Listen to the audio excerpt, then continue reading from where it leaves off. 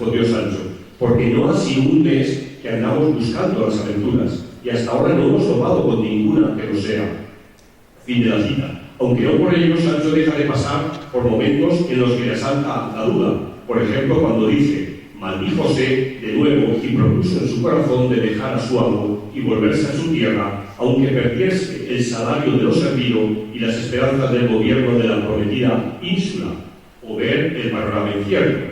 Dice Sancho: no sé nada, solo sé que vendré a ser tan desdichado que por no hallar esta cabeza se me ha de deshacer mi condado como la sal en el agua.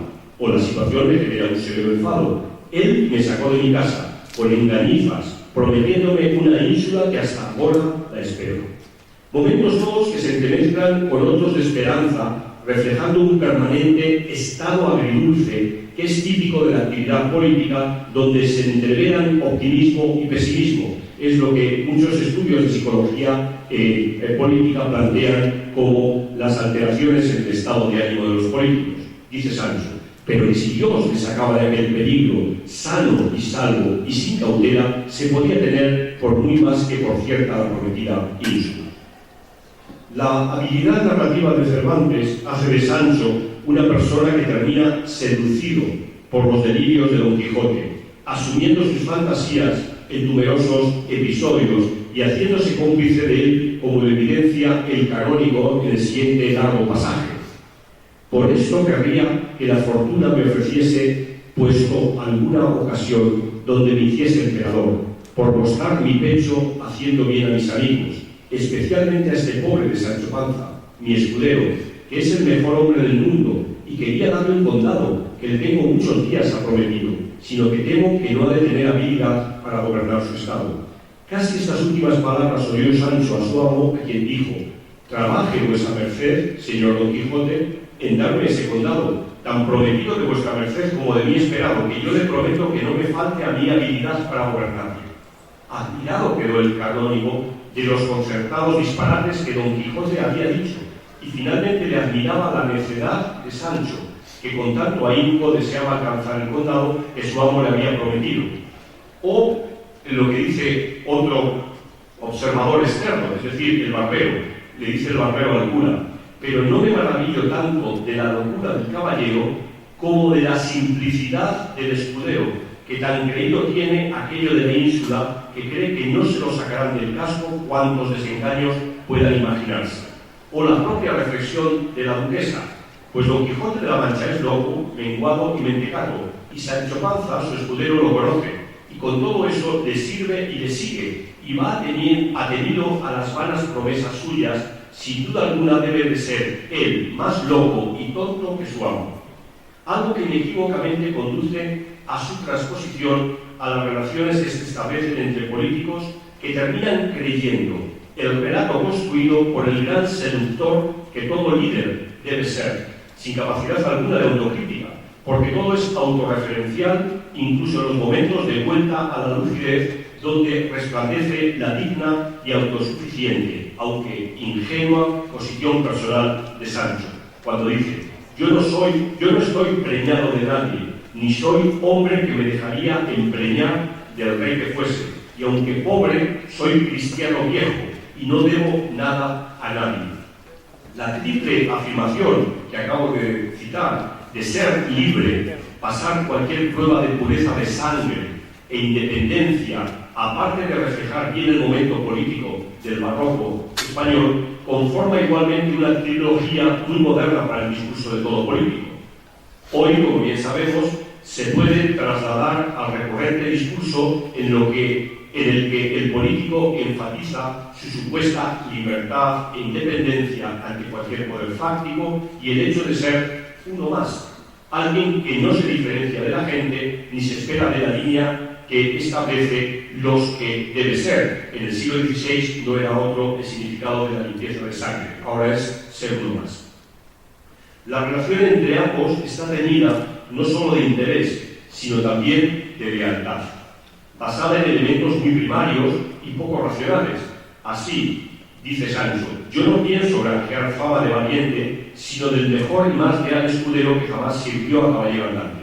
Y más adelante, referido a Don Quijote: somos de un mismo lugar, he comido su pan, quiérole bien, es agradecido, dióme sus pollinos y sobre todo yo soy fiel. Hasta el momento último de partir para la batalla, Sancho se muestra cuidadoso y receptivo de la opinión de Quijano sobre su capacidad para llevar a cabo las nuevas y desconocidas tareas con que se va a enfrentar. Si a vuestra merced le parece que no soy de pro para este gobierno, desde aquí le suelto. Si es lógico pensar en la dirección de la lealtad del escudero al hidalgo, la inversa no es menos cierta, pues ya existe una clara interdependencia entre ambos, típica de la relación política. Tras conceder el gobierno de la ínsula, los duques a Sancho Panza, Don Quijote se anticipa no solo con muestras de agradecimiento, sino de aval, como cualquier político hace cuando alguien de su entorno de rango inferior es colocado por terceros en puestos de más responsabilidad. Así, en primer lugar, con reconocimiento, híncate de rodillas, Sancho, dijo Don Quijote, y besa sus pies a su excelencia por la merced que te ha hecho, y enseguida, con matizadas alabanzas por otra parte, quiero que entiendan vuestras señorías que Sancho Panza es uno de los más graciosos escuderos que jamás sirvió a caballero andante. Tiene a veces unas simplificaciones tan agudas que el pensar si es simple o agudo causa no pequeño contento. Tiene malicias que le condenan por bellaco y descuidos que le confirman por bobo. Duda de todo y créelo todo. Cuando pienso que se va a despeñar de tonto, sale con unas discreciones que le levantan al cielo. Y reconociendo que él merma con su ausencia, como cualquier político ante la eventual pérdida de un colaborador cercano que pasa a un puesto diferente, ya que, dice Quijote, finalmente yo no le trocaría con otro escudero, aunque me diesen de añadidura una ciudad. Y así estoy en duda si será bien enviarle al gobierno de quien vuestra grandeza le ha hecho merced, aunque veo en él una cierta aptitud para esto de gobernar, que acusándole tantico el entendimiento se saldría con cualquier gobierno. Fin de la cita. Hasta llegar a la solidaridad cómplice plena de quienes se sienten formando parte de un proyecto, o si se quiere de un equipo, o si se quiere de un grupo político común, con consecuencia para ambos. Porque le dice, si mal gobernares, tuya será la culpa y mía la vergüenza. Desde la perspectiva de las motivaciones individuales, es obvio que la ambición de Sancho es el elemento motriz de su preocupación, que no deja en ningún momento de ser un deseo palmario y que además es claramente aceptado por todo el entorno. Una ambición que se puede distinguir de manera precisa en dos órdenes. Uno de naturaleza política, ambición, el poder, y otro de carácter económico, la riqueza. Aunque son dos aspectos que componen un lugar común en la sabiduría convencional, no siempre resulta tan evidente la forma en que se puede plasmar la ambición como en este caso. De manera que Cervantes se aleja de cualquier metáfora para, en primer lugar, ofrecer la pulsión por el poder puro. Así, sostiene Sancho, yo imagino que es bueno mandar, aunque sea a un hato de ganado. Y más adelante, dice Sancho, que nadie se tome con su gobernador ni con el que le manda, porque saldrá lastimado. Pero posiblemente el interés más explícito radica en el dinero, radica en enriquecerse. En una carta a su mujer, Sancho le dice con rotunda claridad algo que buen número de los políticos actuales pueden suscribir en privado, es decir, en una carta o en un mail a su mujer, aunque ante alguien muy próximo. Dice Sancho, de aquí a pocos días me partiré al gobierno, a donde voy con grandísimo deseo de hacer dinero, porque me han dicho que todos los gobernadores nuevos van con ese mismo deseo. Cervantes no deja lugar a ninguna duda sobre cuál es el principal impulso que percibe en su entorno, en una sociedad conformada por individuos que son pobres de solemnidad y cuyo ascenso social es complicado, por no decir imposible, como admite Sancho cuando afirma que no tiene hacienda ni caudal alguno, sino refranes y más refranes. Son los favores de la corona, mediante nombramientos de cargos públicos o la compra de los mismos, lo que asegura cierto acceso a la riqueza.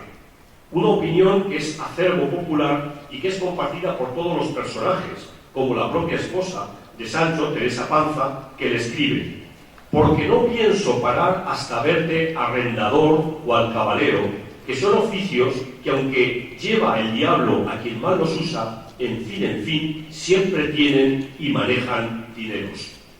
Se trataba de oficios que se compraban y que estaban en los sueños burgueses e improductivos de muchos castellanos que se satisfacían con el logro de un modesto oficio público. Algo que también se proyecta en el ambiente más próximo en lo relativo a los intereses particulares. Por ejemplo, en lo atinente a favorecer a su familia. En este sentido, Teresa Panza, velando por el futuro de sus hijos, dice a su marido: pero mirad, Sancho, si por ventura os viéredes con algún gobierno, no os olvidéis de mí y de vuestros hijos. Advertid que Sanchico tiene ya 15 años cabales, y es razón que vaya a la escuela, si es que su tío el abad le ha de dejar hecho de la iglesia. Mirad también que Mari Sancha, vuestra hija, no se morirá si la casamos, que me va dando barruntos, que desea tanto tener marido como vos deseáis veros con gobierno. Y en fin, mejor parece la hija mal casada que bien abarragada. La respuesta de Sancho no tarda en llegar y es consecuente con lo que de él se espera. Dice Sancho: a buena fe que si Dios me llega a tener algo que de gobierno, que tengo de casar, mujer mía, a Mari Sancha tan altamente que no la alcancen sino con llamarla señora. Y en cuanto a su hijo, en teniendo gobierno, enviaré por él por la posta y te enviaré dineros que no me faltarán, pues nunca falta quien se los preste a los gobernadores cuando no los tienen, y vístele de modo que disimule lo que es y parezca lo que ha de ser. Igualmente, estos intereses materiales no dejan libre a Don Quijote, quien, el propio Quijote, llega a exclamar: advierte, Sancho, que hemos llegado a parte donde, con el favor de Dios y valor de mi brazo, hemos de salir mejorando en tercio y quinto en fama y en hacienda. Todo ello conforma un excelente espejo de la política, donde el progreso de la familia se convierte en primer objetivo obsesivo de muchos políticos. Ahora bien, estas motivaciones individuales no dejan de tener un asidero ambiguo en términos de legitimidad, que resumen las contradicciones de la época. Por una parte, está presente el discurso oficial de expreso reconocimiento del imperio de la Iglesia Católica, pero también al pensamiento antisemita que había dominado toda la política española desde la expulsión de los judíos un siglo antes. En este sentido, declara Sancho: y cuando otra cosa no tuviese sino el creer, como siempre creo, firme verdaderamente en Dios y en todo aquello que tiene y cree la Santa Iglesia Católica Romana, y el ser enemigo mortal, como lo soy, de los judíos, debían los historiadores tener misericordia de mí y tratarme bien en sus escritos. Por otra parte, Cervantes asume una propuesta, yo diría democrática, al avalar las posibilidades de que un campesino pueda llegar a ver culminadas sus aspiraciones a un cargo político, previo cierto proceso de formación como cofrade. Claramente, el carácter de ser Sancho uno más y que en breve supondrá el ideal del ciudadano queda explícito en su autodefinición. Dice de sí mismo Sancho: pero digan lo que quisieren, que desnudo nací, desnudo me hallo, ni pierdo ni gano. Igualmente Cervantes asesta un duro golpe a la idea de odio entre el viejo y el nuevo cristiano, al plantear una identidad compartida que vincula a Sancho con Ricote, el converso. Aquel no solo no piensa nunca delatar a su vecino, morisco, sino que exhibe sobradas muestras de solidaridad ante la penosa situación que Ricote por tener que abandonar el país. Se está refiriendo a la expulsión de los moriscos en España en torno a 1605. Los consejos del buen gobernador. El tercer eje de esta mirada del Quijote, a mi juicio el más sustantivo en términos políticos, gira en torno a la gobernación de Sancho de la Ínsula. Hay tres hilos argumentales que pueden seguirse con mayor provecho. El primero se refiere a los consejos que Don Quijote da a Sancho, el segundo a la actuación concreta de Sancho en la gobernación, y el último a la evaluación que realiza de su paso por la ínsula, sumido en un desesperado realismo. Como ya he indicado al principio, la ínsula es un espacio en la imaginación de Cervantes, que permite todo tipo de especulación.